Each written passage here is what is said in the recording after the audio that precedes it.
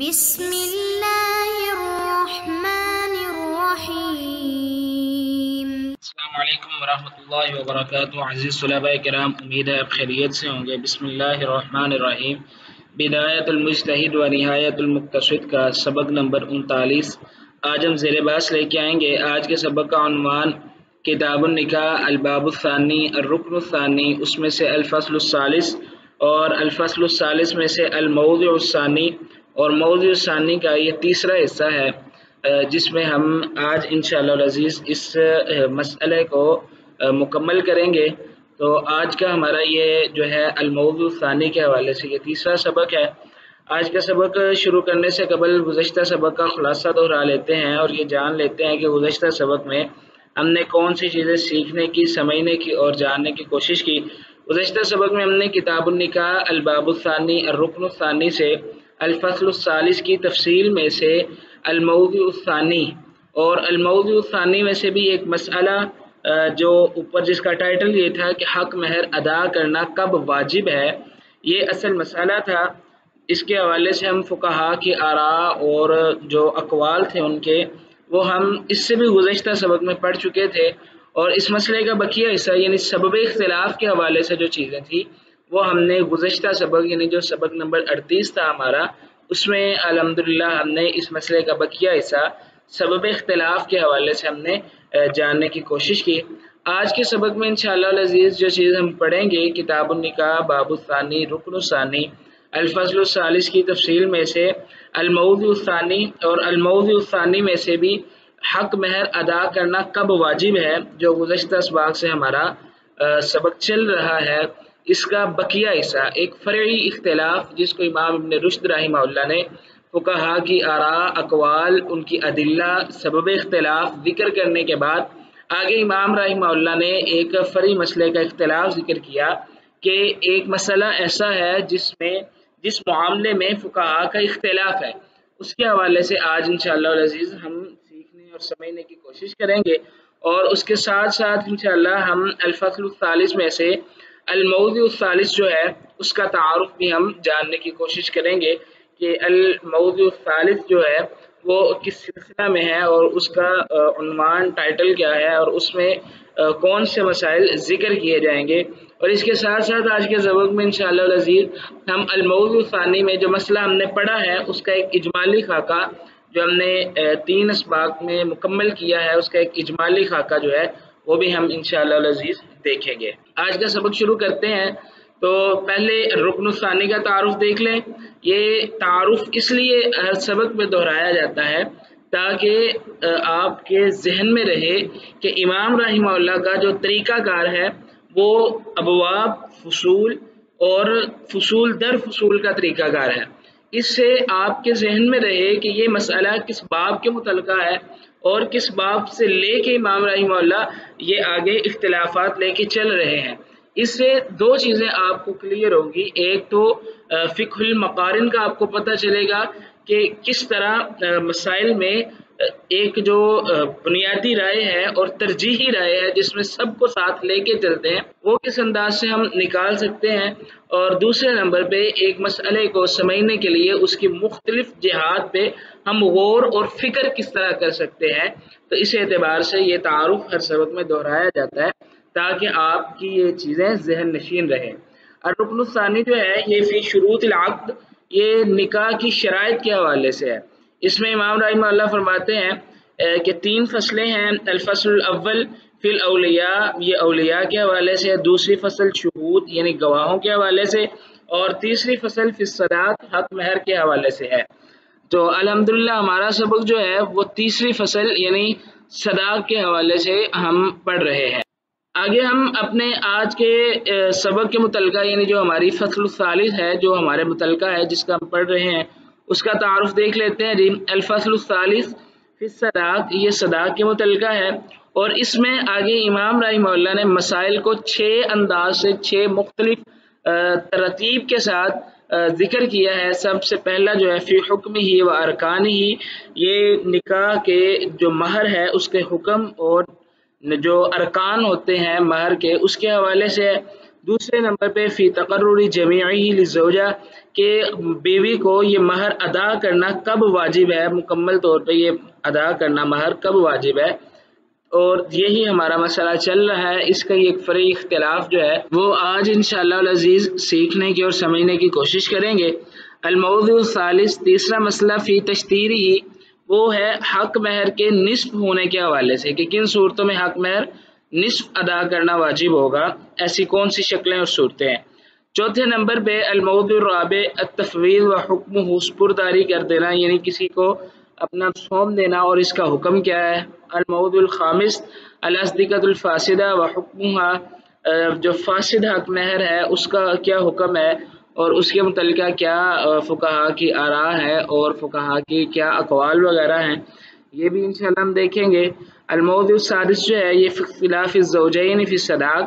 کہ زوجین میں اگر اختلاف ہو جائے مہر کے سلسلہ میں تو پھر اس کا کیا حکم ہوگا، یہ اس کے حوالے سے ہے۔ تو ہمارا چونکہ یہ چل رہا ہے الموضوع الثانی، تو ہم دیکھتے ہیں جی الموضوع الثانی جو ہے یہ فی تقرری جمیع الصداق للزوجہ، کہ زوجہ کے لیے، بیوی کے لیے حق مہر ادا کرنا کب واجب ہے، یعنی اس کے وقت کا تعین کیا ہے، کس وقت میں یہ حق مہر ادا کرنا واجب ہے اور کن حالات میں۔ اس کے حوالے سے الحمدللہ ہم نے گزشتہ اسباق میں پڑھا کہ قبل المسیس ہے یا بعد المسیس ہے، اور قبل المسیس ہو تو کتنا ہوگا، بعد المسیس ہو تو پھر کیا ہوگا،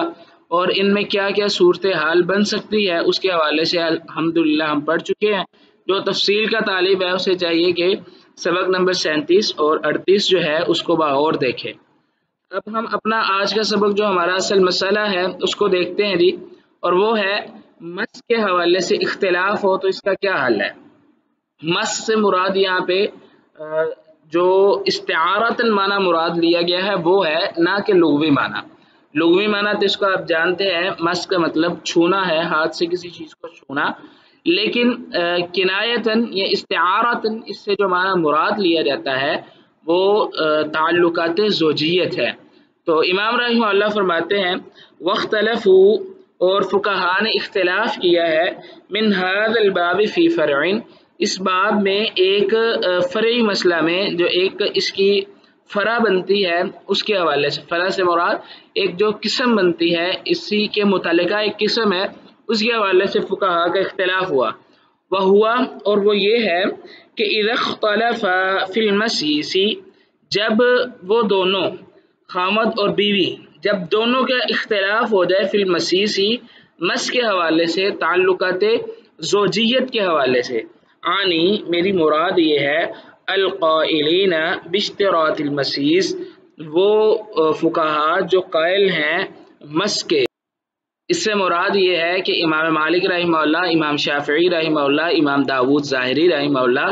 جن کے نزدیک یہ ہے کہ اگرچہ خلوت صحیحہ ہو بھی جائے لیکن تعلقات زوجیت قائم نہیں ہوئے تو حق مہر کامل نہیں ہوگا۔ تو امام رحمہ اللہ فرماتے ہیں آنی میری مراد یہ ہے کہ القائلین باشتراط المسیس، وہ فقہاء جو مس کے قائل ہیں اور ان کے نزدیک تعلقات زوجیت سے ہی کامل حق مہر واجب ہوگا۔ اب ایسے فقہاء جو ہیں ان کے نزدیک اس مسئلے کا کیا حل ہے۔ مثال کے طور پہ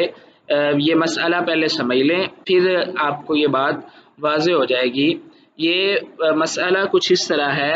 کہ عورت اور مرد دونوں کو خلوت صحیحہ میسر آ گئی، لیکن خلوت صحیحہ کے میسر آ جانے کے بعد میاں اور بیوی دونوں میں اختلاف ہو گیا، اور وہ اختلاف فی المسیس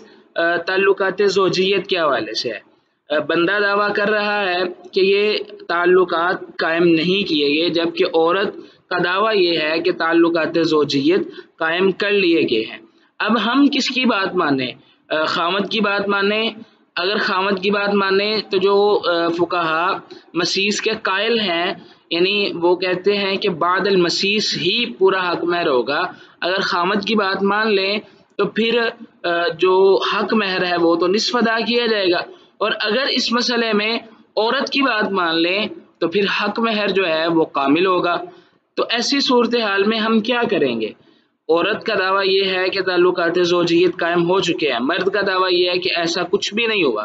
تو اب ان دونوں صورتحال، یہ جو دو صورتحال بن چکی ہیں، اس میں ان فقہا کا کیا کہنا ہے، یہ ایک فری مسئلہ ہے جس کے حوالے سے امام ابن رشد رحمہ اللہ نے اس کو واضح طور پہ کر کے ذکر کیا، اور اسی حوالے سے امام رحمہ اللہ فرماتے ہیں بہوا، اور وہ فری مسئلہ یہ ہے کہ اذا اختلفا فی المسیس، جب خاوند اور بیوی دونوں کا اختلاف ہو جائے مس کے حوالے سے، آنی میری مراد یہ ہے القائلین باشتراط المسیس، وہ فقہا جو اشتراط یعنی شرط لگاتے ہیں مس کی، وذالک، اور وہ یہ ہے جو اختلاف ہے، اور وہ یہ اختلاف یہ ہے مثل، اسی مثل ان تدعی ہی المسیس، کہ وہ عورت جو ہے وہ دعویٰ کر دیتی ہے کہ تعلقات زوجیت قائم ہو چکے ہیں، ہی المسیس، وہ عورت دعویٰ کرتی ہے کہ مس یعنی تعلقات زوجیت قائم ہو چکے ہیں، اور مرد جو ہے وہ کہتا ہے کہ وہ ینکرو ہوا، مرد اس چیز کا انکار کرتا ہے۔ اب اگر مرد کی بات مانے تو امام مالک، امام شافعی اور امام داؤد ظاہری کے نزدیک مرد کی بات مانتے ہوئے نصف مہر ہوگا، جبکہ عورت کی بات مانتے ہوئے ان فقہا کے نزدیک عورت کے لیے مکمل مہر ہوگا۔ اب ان دونوں صورتحال جو بن چکی ہیں اس میں ہم مانیں کس کی، یہ اختلاف ہے۔ اب اس اختلاف کا حل کیا ہے، اس کے حوالے سے امام رحمہ اللہ لکھتے ہیں فالمشہور، پس جو بات مشہور ہے، ان مالک، امام مالک رحمہ اللہ کے مذہب میں، ان القول، بے شک جو بات ہوگی، قولھا، وہ اس عورت کے بات کو ہم مان لیں گے۔ یہاں پہ اب ہم جیسا کہ ہم نے وضاحت کی کہ بندہ جو ہے وہ انکار کر رہا ہے اور عورت دعوے دار ہے، تو امام مالک رحمہ اللہ کے مذہب میں پہلا قول یہ ہے کہ قولھا، اس عورت کے قول کو مانا جائے گا، اور اسی عورت کی بات کو مانتے ہوئے فیصلہ جو ہے اس عورت کے حق میں ہوگا، کیونکہ عورت یہی کہہ رہی ہے کہ تعلقات زوجیت قائم ہو چکے ہیں، تو پھر جب عورت کی بات کو ماننا ہے تو مکمل حق مہر اس کو دیا جائے گا۔ دوسرے نمبر پہ وکیلا اور امام مالک رحمہ اللہ کا ایک قول یہ بھی ہے، ان کا نہ دخول بنا ان شدکت، اگر تو دخول بنا ہے شدکت تو اس کو وہ مکمل مہر ادا کر دیا جائے گا۔ دخول بنا سے مراد جو اس رات کے لیے اہتمام کیا جاتا ہے اور اتنا وافر وقت میسر آ جائے، تو اس صورتحال میں اس میں تفصیل بھی موجود ہے بہرکیف۔ وَإِنْ كَانَ دَخُولُ زِيَارَةٍ لَمْ تُصَدَّقْ، اگر دخول زیارہ ہے لم تصدق تو پھر وہ مکمل مہر صدقہ نہیں دیا جائے گا، مکمل مہر ادا نہیں کیا جائے گا۔ اس معاملے میں کچھ تفاصیل موجود ہیں جو طالب علم تفصیل کا طالب ہے اس کو چاہیے کہ فقہ کی کتب کی طرف رجوع کرے۔ آگے یہ دوسرا قول ہو گیا امام مالک رحمہ اللہ کے مذہب کا۔ تیسرا قول وکیلا، ایک قول یہ بھی ہے، ان کانت بکرن، اگر تو وہ عورت کمواری ہے، نظر الیہ النساء، عورتیں اس کو دیکھیں گی، فیتحصل فیہا، اور ان سے اس عورت کے بارے میں گواہی حاصل کی جائے گی۔ عزیز طلباء کرام، یہاں پہ نظر الیہ النساء کا مطلب یہ ہے کہ وہ عورتیں جو ہیں اس عورت کا طبی معائنہ کریں گی اور یہ دیکھیں گی اس معائنے میں کیا پردہ بکارت جو ہے وہ زائل ہو چکا یا نہیں ہوا، یا کوئی بھی صورت یا ایسی نشانی جس سے یہ معلوم ہو سکے کہ یہ کموارگی ختم ہوئی ہے یا نہیں ختم ہوئی، یا جس انداز سے بھی طبی معائنے سے پتہ چل سکے، تو ان عورتوں کی گواہی اس مسئلے میں پھر معتبر ہوگی۔ تو امام ابن رشد رحمہ اللہ فرماتے ہیں فی المذہب ثلاثۃ اقوال،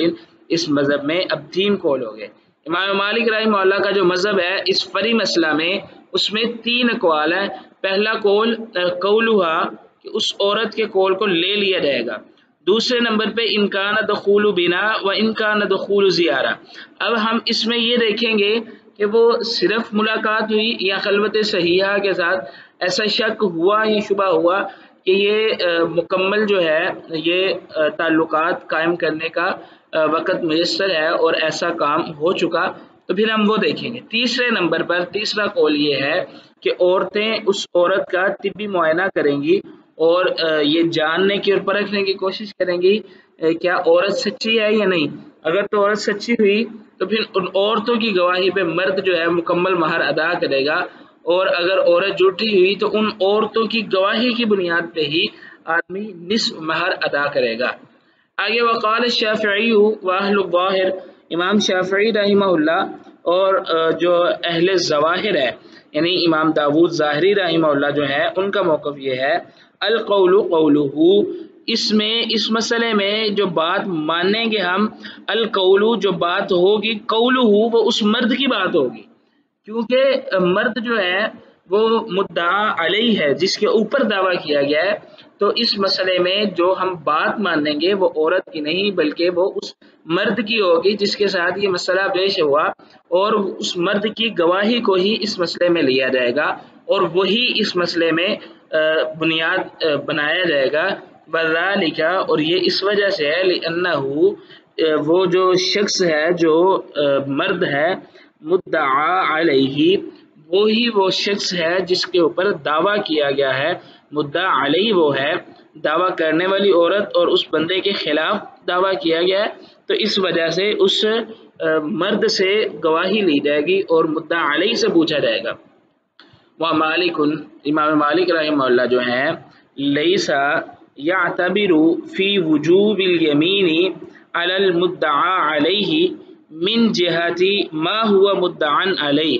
امام مالک رحمہ اللہ جو ہیں لیسا یعتبر وہ اعتبار نہیں کرتے فی وجوب الیمین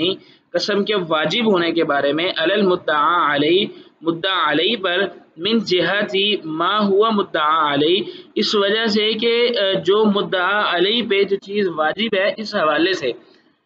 اب اس مسئلے کو ذرا سمجھ لیں، امام ابن رشد رحمہ اللہ نے یہاں سے ایک جو سبب اختلاف ہے اس کی طرف اشارہ کیا ہے، اور وہ یہ ہے امام مالک رحمہ اللہ اور امام شافعی رحمہ اللہ اور امام داود ظاہری جو ہیں ان میں اختلاف ہوا۔ امام مالک رحمہ اللہ کے 3 قول ہیں اور امام شافعی رحمہ اللہ کا ایک قول ہے، اور اس میں مرد اور عورت کی بات کے اعتبار کے حوالے سے ہے۔ امام شافعی رحمہ اللہ نے مرد کی گواہی کو لیا اور کہا کہ یہ مدعا علیہ ہے اور مدعا علیہ سے قسم لی جاتی ہے۔ امام مالک رحمہ اللہ نے آگے قول نقل کیا کہ لیس یعتبر فی وجوب الیمین علی المدعا علیہ، مدعا علیہ پر قسم کے واجب ہونے کا اعتبار امام مالک نہیں کرتے، اس وجہ سے من جہتی اس وجہ سے ما ہوا مدعا علیہ کہ وہ مدعا علیہ ہے، صرف اس وجہ سے امام مالک اس سے قسم لینے کا اعتبار نہیں کرتے، یعنی کہ امام مالک رحمہ اللہ کے نزدیک قسم لینے کا تعلق جو ہے وہ صرف اور صرف مدعا علیہ کے ساتھ نہیں ہے، بلکہ قسم کی لینے کی جو علت ہے وہ اور ہے، اور وہ علت یہ ہے بلکہ وہ علت جو امام مالک رحمہ اللہ کے نزدیک ہے وہ یہ ہے، بل من جہت ما ہوا اقوا شبہتاً فی الاکثر، امام مالک رحمہ اللہ کے نزدیک یہ جو قسم لی جائے گی اس قسم کی علت یہ ہے کہ من جہت ما ہوا اقوا شبہتاً فی الاکثر، کہ جو مسئلہ پیش آیا ہے اس مسئلے میں ان دونوں میں سے کس کے شبہ یعنی کس کا شک زیادہ مضبوط ہے، زیادہ قوی ہے، کس کی پوزیشن زیادہ مضبوط ہے، ولذالک اسی وجہ سے امام مالک رحمہ اللہ جو ہے ان کا کہنا یہ ہے اس معاملے میں، ولذالک یجعل القول فی مواضع کثیرۃ قول المدعی اذا کان اقوا شبہتاً، امام مالک رحمہ اللہ کے نزدیک ان کی رائے یہ ہے کہ یجعل القول وہ بناتے ہیں یا وہ اس بات کو مانتے ہیں، قولا فی مواضع کثیرۃ بہت زیادہ مواقع پہ، قول المدعی دعویٰ کرنے والے کے بات کو، اذ کانا جب وہ اس کی بات یعنی دعویٰ کرنے والے کی بات، اقوا شبہتاً جب وہ شبہ کے اعتبار سے زیادہ مضبوط ہو یعنی شک کے اعتبار سے زیادہ قوی اور مضبوط ہو، تو امام مالک رحمہ اللہ مدعی سے قسم لینے کے حق میں ہے۔ اب یہاں پر ایک مسئلہ سمجھے، وہ مسئلہ یہ ہے ایک شخص نے دعویٰ کیا وہ مدعی بن گیا، دوسرے پر دعویٰ کیا گیا وہ مدعا علیہ بن گیا، اب مدعی کے پاس اور مدعا علیہ دونوں کے پاس گواہ موجود نہیں ہے، شرعی حکم کے مطابق رسول اللہ صلی اللہ علیہ وسلم نے مدعی پہ گواہ کو واجب کیا اور مدعا علیہ پر قسم کو واجب کیا، قسم کی وجہ سے وہ اپنے آپ کو بچا سکتا ہے۔ اب امام مالک رحمہ اللہ فرماتے ہیں کہ مدعا علیہ سے صرف اس وجہ سے قسم نہیں لی جائے گی کہ وہ مدعا علیہ ہے، بلکہ قسم تو اس وجہ سے ہوتی ہے کہ ان دونوں میں سے کون سا فریق ایسا ہے جس کی پوزیشن مضبوط ہے، جس کا دعویٰ مضبوط ہے۔ اگر مدعی کسی چیز کا دعویٰ کر رہا ہے اور مدعا علیہ اس کا انکار کر رہا ہے تو ان دونوں میں سے کس کی بات زیادہ مضبوط ہے اس سے قسم لی جائے گی۔ اگر تو مدعی کی بات زیادہ مضبوط ہے تو مدعی سے قسم لے لی جائے گی، اگر مدعا علیہ کی بات مضبوط ہے تو اس سے قسم لے لی جائے گی۔ اسی وجہ سے یجعل القول فی مواضع کثیرہ، وہ بہت سے مواقع پر قول یعنی قسم جو ہے وہ مدعی سے لیتے ہیں، اذ کان اقوی شبہ، جب مدعی کی بات جو ہے وہ مضبوط ہوتی ہے۔ وہذا الخلاف، اور یہ جو اختلاف ہے، یرجع الی ایجاب الیمین علی المدعا علیہ معلل، یہ اختلاف جو ہے یہ اس بات کی طرف لوٹتا ہے کیا قسم کا واجب ہونا مدعا علیہ پر یہی اس کی علت ہے، او یا پھر غیر معلل یا اس کے علاوہ کوئی اور علت ہے۔ وکذلک القول فی وجوب البینۃ، اور اسی طرح یہ قسم کا واجب ہونا، دلیل کا واجب ہو جانا، علی المدعی، مدعی پر، وسیاتی، اور ان قریب یہ آئے گا، ہذا یہ بحث فی مکان ہی، اپنی مکان یعنی اپنے محل میں۔ امام رحمہ اللہ نے یہاں پہ ایک اور مسئلے کی طرف اشارہ کیا اور وہ یہ ہے کیا قسم کا مدعا علیہ پر واجب ہونے کی علت یہ ہے یا اس کے علاوہ کوئی اور ہے، اور اسی طرح جو مدعی ہے اس پر دلیل کے واجب ہونے کے حوالے سے کیا حکم ہے، ان ساری چیزوں کا بیان اپنے محل پہ آئے گا۔ محل سے مراد جو امام رحمہ اللہ نے کتاب الدعاوی اور والبینہ کے نام سے کتاب مقرر کی ہے، اور اس میں ان کے حوالے سے جو احکام اور تفصیلات ذکر کیے ہیں، تو امام رحمہ اللہ فرماتے ہیں کہ اس کا بیان اپنے محل پہ آئے گا۔ اب ہم آگے آج کے سبق کے حوالے سے الموضوع الثانی کا ایک اجمالی خاکہ دیکھ لیتے ہیں۔ اجمالی خاکہ یہ تھی، امام مالک، امام شافعی، امام داؤد رحمہ اللہ جو ہے ان کے نزدیک خلوت صحیحہ ہونے کے باوجود تعلقات زوجیت قائم نہیں کیے گئے تو نصف مہر ہوگا، جبکہ امام ابو حنیفہ اور امام احمد ابن حنبل رحمہ اللہ کے نزدیک خلوت صحیحہ سے پورا مہر جو ہے وہ لازم ہوگا، اگرچہ تعلقات زوجیت قائم ہوئے ہیں یا نہیں ہوئے۔ اور اسی طرح اس مسئلے میں کبار صحابہ جیسے کہ خلفائے راشدین رضوان اللہ علیہم اجمعین اور تابعین میں سے بھی کبار تابعین اسی موقف پہ ہیں جو امام ابو حنیفہ رحمہ اللہ اور امام احمد ابن حنبل رحمہ اللہ کا ہے،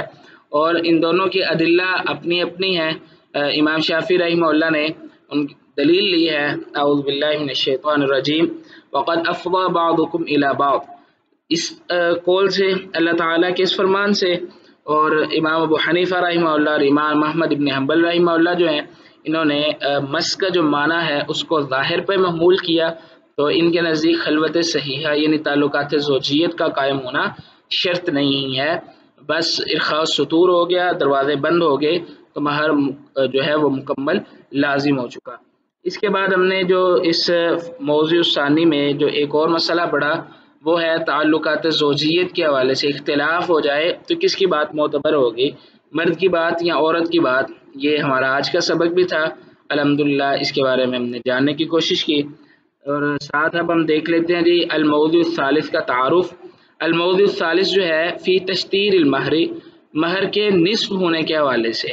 یعنی کن صورتوں میں مہر جو ہے وہ نصف ہوگا، اس کے حوالے سے ہم آئندہ سبق میں انشاءاللہ العزیز بالتفصیل جاننے کی کوشش کریں گے۔ اب ہم اپنے آج کے سبق کا خلاصہ دیکھ لیتے ہیں جی۔ آج کے سبق میں ہم نے کتاب النکاح باب الثانی رکن الثانی سے الفصل الثالث کی تفصیل میں سے الموضوع الثانی اور الموضوع الثانی میں سے بھی یہ مسئلہ حق مہر ادا کرنا کب واجب ہے، اس میں جو فریق اختلاف ہے اس کے حوالے سے جاننے کی کوشش کی، اور اس کے ساتھ ساتھ الموضوع الثالث جو ہے اس کا تعارف بھی ہم نے جاننے کی کوشش کی۔ اگلے سبق میں انشاءاللہ العزیز اسی سے الفصل الثالث کی تفصیل میں سے الموضوع الثالث اور الموضوع الثالث کی تفصیل جو ہے ہم انشاءاللہ العزیز وہ جاننے کی کوشش کریں گے، اور اس میں ہم پہلا مسئلہ جو ہے حق مہر کب نصف ہوگا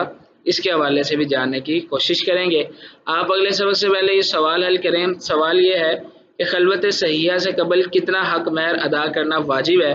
اس مسئلہ کا سبب اختلاف کیا ہے، فقہا نے کس انداز سے اپنی ادلہ پیش کی ہیں، ان کا جو سبب اختلاف ہے وہ کیا ہے، اس کو جاننے کی کوشش کریں۔ تب تک کے لیے اللہ حافظ، اپنا خیال رکھیے گا۔